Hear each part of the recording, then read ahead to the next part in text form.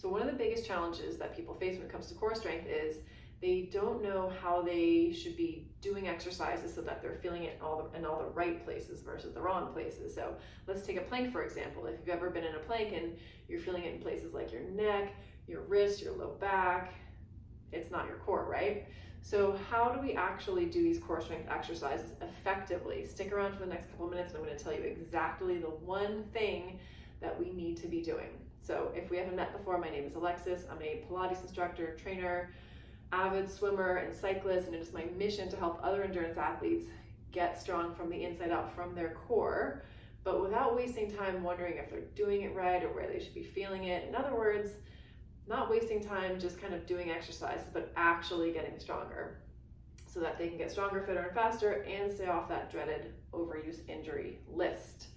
So as I was saying, it's super common for people to be feeling all the wrong muscles working during core strength exercises. So why is this? I mean, it's pretty easy to do a bicep curl and actually feel your bicep, or if you want to strengthen your quads, do a wall sit and you'll really feel those quads burning. So why is it so hard to actually feel our core and actually strengthen it? Here's the deal. Our core is more than just abs and more than our six-pack muscle. It's deep muscles that we might not even know exist. So in order to strengthen these muscles, we have to find them, we got to know what they are, and second, we have to activate them, meaning create a mind-body connection so that when we do these exercises, they're doing the work, not our bigger, bossier muscle groups.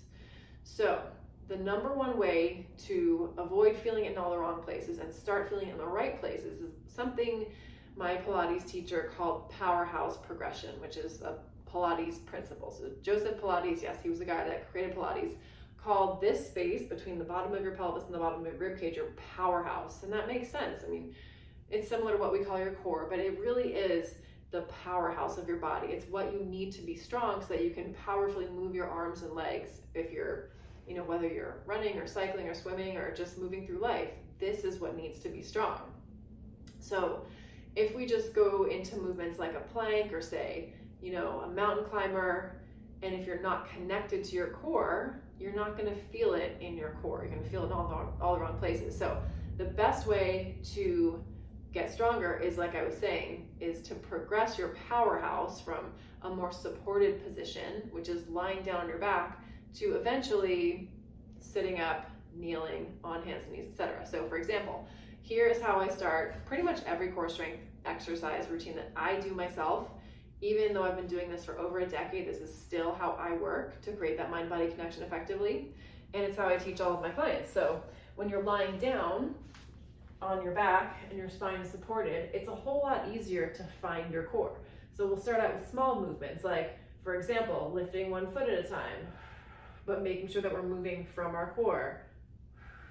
And then we can progress into, integrating our upper abdominals, finding our upper abdominal curl, finding our obliques.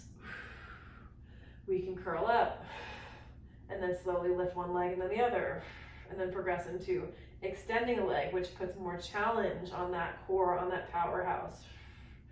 So we're starting in a safer position to feel our core lying down, and then we slowly kind of move outward and place more challenge on this part of our body. And then, like I was saying, we can move into sitting, kneeling, onto all fours for an exercise like a bird dog, which is an excellent precursor to your plank.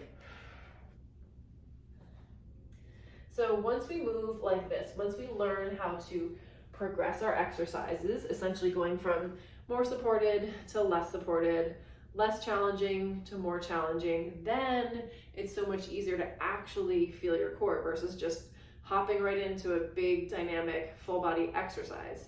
So think of it, it's not that dissimilar from your workouts, right? You warm up, you ease into it. You don't just get on your bike and go all out or just put on your shoes and start sprinting. So this is, as I was saying, the most powerful thing that I learned over a decade ago, and I continue to do it myself and teach all of my clients this way, and this is how they can actually find and activate their core and feel these muscles working because they're progressing in a smart way. So let me ask you, if I offered to be your personal core strength coach so that you could get stronger, fitter, and faster without wasting time wondering, am I doing this right, or where should I be feeling this? and actually get stronger within just a few weeks, would you take me up on it? Just go ahead and click the link below and join us inside the Endurance Hub.